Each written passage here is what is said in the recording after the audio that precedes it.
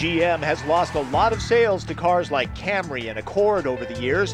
In case you've somehow managed to miss the tsunami of advertising, the 2008 Malibu is intended to get a new wave of buyers to surf into Chevy dealerships. Chevrolet has high hopes for the all-new Malibu, and considering its name, they couldn't have picked a better town for the press launch. Welcome to Memphis, guys. Memphis? Apparently, after years of hard work, the GM engineers want to party on Beale Street. The boss should pick up the tab. Malibu is a real competitor. We know that the automotive industry is always leapfrogging. So if you just go after a Camry and Accord that you mentioned, from a standpoint of let's match them, you're never going to get past them. You've always got to get past the next guy. You got to get past him because that's just the way the auto industry works. So we definitely didn't just benchmark the Camry and Accord and say, okay, that's the level we've got to get to. We went after them and said we got to get past them, and we did go past them. Appearing much more expensive than its starting price of 20 grand, Malibu is very quiet and comfortable on the highway. While not a sports sedan, it handles quite well when pushed into a corner. Performance? That's what happens when you floor the pedal of the 252 horsepower V6 with a 6-speed automatic. Notice the hydraulic prop rod?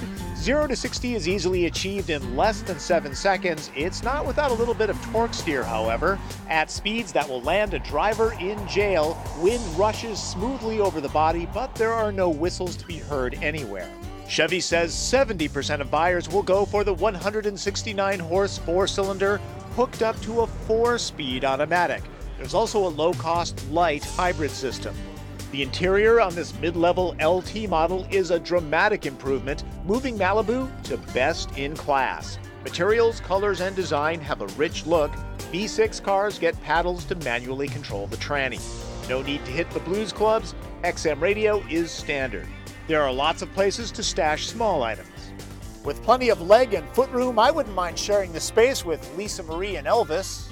Well, the younger, thinner Elvis anyways. The seats are nicely scalloped out for more room. Hauling long stuff? Malibu can handle it. Being in Memphis, I'm far away from my bath tissue supply, so there won't be a TP test today.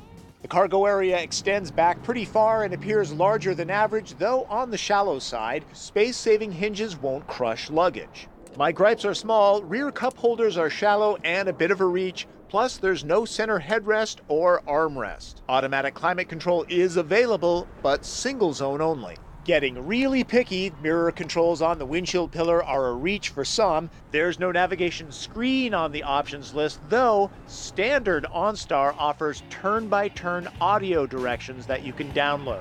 Styling is subjective, but I've got to say the Malibu is a looker. This is American design done right. Even base LS models get some chrome trim. Hats off to designer Tim Kozub and team for creating an elegant shape that doesn't blatantly rip off import styling. Okay, the C-pillar looks a little bit like Acura's TL or Volkswagen's Phaeton, but that's about it. No doubt Malibu has the style, quality, refinement, and value needed to make bow ties fashionable again. Question is, will import owners take the bait? It seems like the American manufacturers are out of the game. Do you think you've earned that reputation? I think it takes time. I think we've done it to ourselves for sure. There have been times when our cars have not been at the standard that they needed to be to compete with a Camry and Accord like you mentioned. I don't think that's the case anymore. Looking for the next wave in family sedans? Check out Malibu, even in Memphis.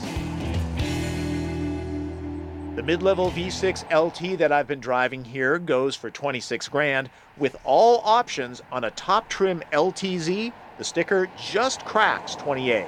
I mentioned the hybrid version. It's the same system found in the Saturn Vue Greenline. Not surprising, since they're both built off GM's Epsilon architecture. This system offers up only a few miles per gallon over the 4-cylinder model, but after a government tax credit costs only $500. The badge alone might be worth it for dinner conversation with Sierra Club members.